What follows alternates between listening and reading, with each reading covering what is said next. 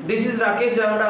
Welcome you in my YouTube channel Alma Matric coaching. आज की इस वीडियो में हम बात करने वाले हैं ग्राम स्टील एग्जाम का, जिनमें लास्ट 3 मंथ स्ट्रेटेजी क्या होनी चाहिए।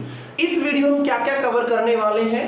पहला हम कवर करेंगे सिलेबस क्या आएगा, मार्क्स डिस्ट्रीब्यूशन क्या क्या है, कौन सा सब्जेक्ट कितने मार्क्स का आने वाला है और कितने सब्जेक्ट्स हमें कवर करने होंगे सिलेक्शन के लिए। और लास्ट में हम बात करेंगे कि कौन कौन सी बुक जो है वो अच्छी होती हैं, कौन कौन सी बुक से हमें प्रिपरेशन करना चाहिए। राइट, देखो सबसे पहले बात आती है कि आप लोगों को लाइफ टाइम तक पढ़ाई नहीं करना है।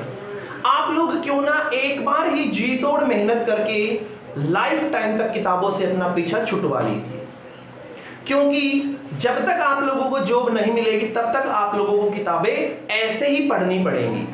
तो चलिए टाइम वेस्ट ना करते हुए हम अपने आज की इस वीडियो में स्ट्रेटेजी बारे में बात करते हैं कि प्रिपरेशन स्ट्रेटेजी क्या होनी चाहिए।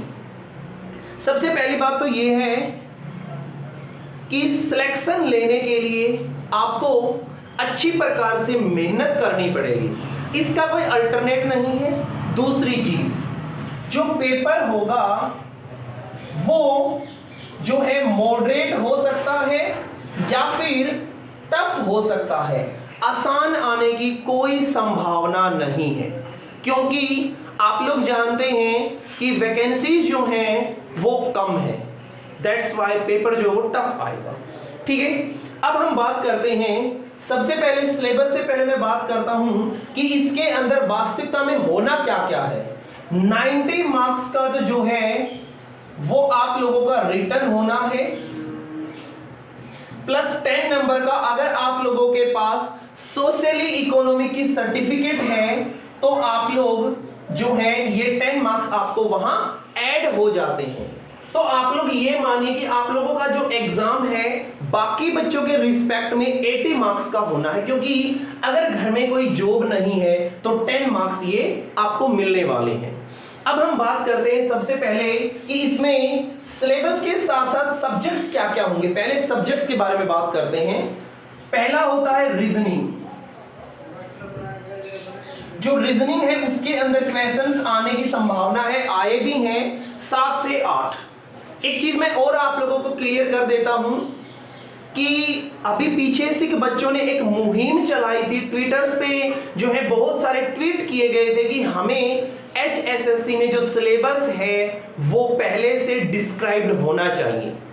तो HSSC ने जो अभी हाल ही में जो एग्जाम्स हुए हैं उनमें उन्होंने 2017, 18, 16 का जो पेपर पैटर्न था सेम डिटो वही पैटर्न अभी देने लगे हैं।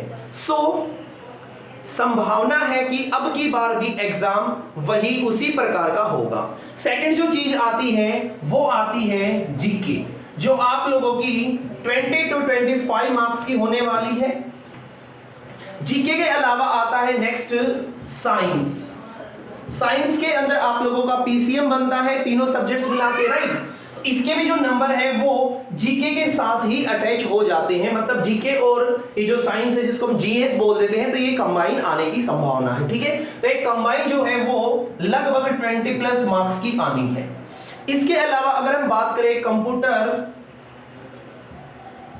तो कंप्यूटर के क्वेश्चन 3 से 4 या मैक्सिमम 5 क्वेश्चन देखने को मिले हैं, तो इससे ज्यादा जो है मार्क्स का काम इसमें से नहीं आएगा। सिमिलर वे में इंग्लिश है, इसके भी 7 से 8 क्वेश्चन देखने को मिले हैं। सिमिलर वे में हिंदी है, उसके भी क्वेश्चन जो है 6 से 8 ही क्वेश्चन देखने को इसमें मिले हैं। इसके अलावा जो अगर हम मैथमेटिक्स की बात करें तो मैथमेटिक्स का जो पेपर पैटर्न रहा है वो 8 से 9 क्वेश्चंस का रहा है। राइट, मतलब मैक्सिमम 8 क्वेश्चन तक आए हैं। एक पेपर ऐसा है जिसमें 9 क्वेश्चन पूछे गए थे। इसके अलावा अगर हम बात करें जीएस की, तो वो हमारे पास ओवरऑल वेटेज 25% कवर करता है। ये जो पेपर बचा है ये वाला पैटर्न, ये सारे सब्जेक्ट्स मिलाकर 75% बनता है और बचा हुआ 25% जो है वो जीएस कवर कर रखा है। इसमें आप लोगों का हरियाणा जीके भी आ जाती है। ठीक है ना। अब मैं बात करूंगा आप लोगों से कि कौन कौन सी बुक यहां आप लोगों को पढ़नी चाहिए, और उससे पहले मैं बात कर ले रहा हूं कितने सब्जेक्ट्स आप लोगों को कवर करने चाहिए।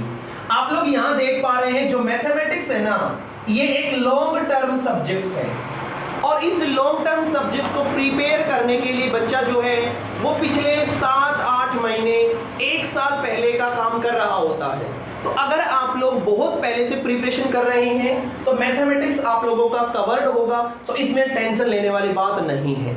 अगर आप लोग फर्स्ट टाइम पेपर अटेम्प्ट करने जा रहे हैं तो आप लोग अभी 3 मंथ्स के दौरान इस पेपर के लिए आप लोग इतना ज्यादा प्रैक्टिस ना करें, आप लोग फोकस करें जीएस, जीके, इन सब चीजों पे, राइट। इसके अलावा मैं बात करता हूं कि कौन कौन सी बुक जो है वो आप लोगों को प्रीफर करनी चाहिए और कौन सी बुक के अंदर स्टिक डाटा गिवन है कि आप लोग कम स्टडी से अच्छे खासे मार्क्स ले पाए। देखो एक चीज मैं आप लोगों को बताता हूं, जरूरी नहीं है कि आप लोग सभी बुक्स को कवर करें, बट जरूरी ये है कि आप लोग कितनी बुक को कवर करके उस एग्जाम को क्रैक करते हैं, ये चीज ज्यादा इंपॉर्टेंस रखती है। सबसे पहले मैं बात करता हूं रीजनिंग के लिए। तो रीजनिंग के लिए आप लोग जो हैं वो या तो पीवाईक्यू कर सकते हैं, पीवाईक्यू के साथ साथ आप लोग अरिहंत की बुक को भी परचेज कर सकते हैं, ठीक है ना। अरिहंत की बुक के अंदर जो है रीजनिंग जो है वो अच्छी खासी प्रैक्टिसेस के लिए दे रखा है। एक चीज और आप लोग याद रखना, रीजनिंग एक ऐसा सब्जेक्ट है जो आप लोगों को लाइफ टाइम जब तक जॉब नहीं मिलती है एक बार प्रिपेयर करना है। जब भी कभी जो एग्जाम आए पीवाईक्यू उसके उठा के उसको कवर कर लो, बस इतना सा आप लोगों को रीजनिंग में करना है। रीजनिंग में करने के बाद में आप लोगों के सामने दूसरी चीज आती है जीके। ये मैं आप लोगों को रिकमेंड करूंगा एक सबसे बढ़िया वीडियो लेक्चर्स के लिए, और वो है जीके बाय प्रदीप सर।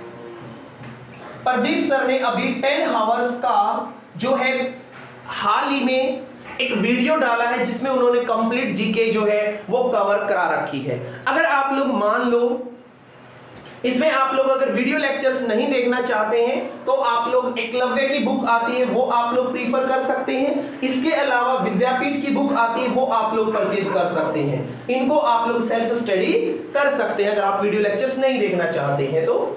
इसके अलावा साइंस की अगर मैं बात करूं तो साइंस के अंदर मोस्ट प्रोबेबली संभावना होती है कि पेपर जो वो एनसीईआरटी से आए और एनसीईआरटी भी 9th and 10th plus PYQ.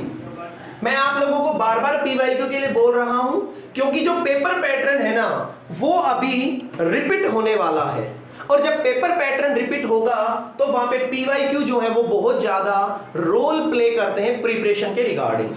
इसके अलावा साइंस के बाद आता है कंप्यूटर। इसकी आप लोग कोई भी बुक ले सकते हैं, इसके लिए कोई स्पेशल बुक परचेज करने की आवश्यकता नहीं है। इसके अलावा आप लोग अगर इंग्लिश की तैयारी करते हैं तो आप लोग जो नीतू मैम की जो बुक है वो आप लोग परचेज कर सकते हैं, क्योंकि इसके अंदर जो है ग्रामर पोर्शन सिलेक्टेड पोर्शन है और उन्होंने बुक लिखने में पीवाईक्यूज को उस बुक की एक्सरसाइज में ही डाला हुआ है ताकि आप लोग अच्छे ढंग से इनको प्रिपेयर कर ले, अलग से बुक परचेज करने की आप लोगों को आवश्यकता नहीं होगी। इसके अलावा हम बात करते हैं हिंदी के लिए। इसमें आप लोगों को सिर्फ व्याकरण करने की जरूरत है और व्याकरण आप लोग किसी भी 9th 10th की बुक में मिल जाएगा, वहां से आप लोग जो है प्रिपेयर कर सकते हैं। लेकिन आप लोग ये ध्यान रखें अगर आप लोग किसी भी अन्यथा बुक से काम कर रहे होते हैं तो पीवाईक्यूज करना बहुत जरूरी हो जाता है। इसके अलावा मैं अगर मैथमेटिक्स की बात करूं तो आप लोग जानते हैं आरएस अग्रवाल, ये एक ऐसी बुक है जो हर एग्जाम के जड़ तक जाती है।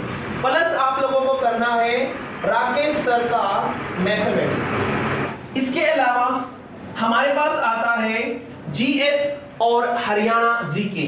ये आप लोग ल्यूसेंट की बुक से प्रिपेयर करेंगे। बहुत सारे ऐसे आप लोगों को YouTube चैनल्स मिलेंगे जो आप लोगों को कहेंगे भी ल्यूसेंट से इतना ज्यादा पढ़ने की जरूरत नहीं है, बट आप लोग मेरी एक सजेशन मानिए, जो भी बुक लिखने वाला होता है वो भी अपने समय में ल्यूसेंट को पढ़ रहा होता है। तो आप लोग इस बात को ध्यान रखेंगे कि हमें ये सारा इस प्रकार से प्रिपेयर करना है और आप लोगों का जॉब लगना बहुत ज्यादा जरूरी है, अपने आप के लिए भी और परिवार के लिए भी। So I hope you will definitely prepare for your exams. Best of luck.